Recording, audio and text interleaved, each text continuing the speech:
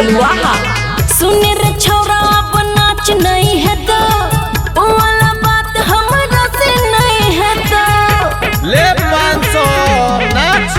हाँ सुने रे छौरा अब नाच नहीं है तो वो वाला बात हमरा से नहीं है तो आय मानबो नहीं लागे छे कि ये लड़ा जी देह के भितरिया भागले गोली चलतो ने ते नाच। जनरेटर के धुआं से ढोरी करिया भागले जनरेटर के धुआं से ढोरी करिया भागले।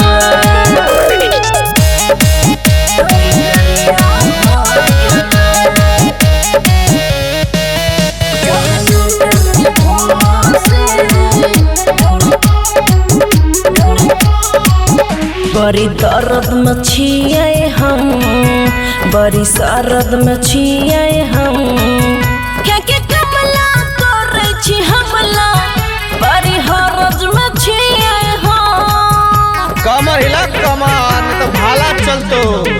तू करे छही अभी नहीं छही हमर पति सोनिया ना के पीछे जुआवे मोमबत्ती तोरे में छुएबो आधा ठंडा आधा गरम शरीरिया भागले एसी चला। जनरेटर के धुआं से ढोरी करिया भागले जनरेटर के धुआं से ढोरी करिया भागले।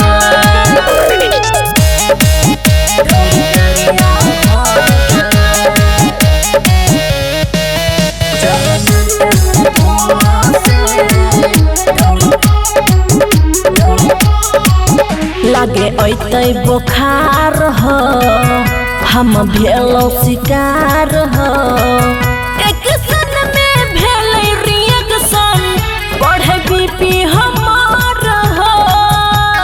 अपन इंजेक्शन दो चिंता नहीं कर।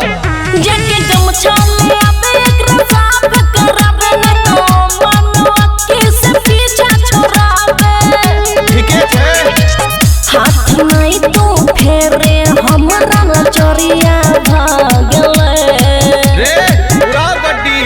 जनरेटर के धुआं से ढोरी करिया भागले जनरेटर के धुआं से ढोरी करिया भागले।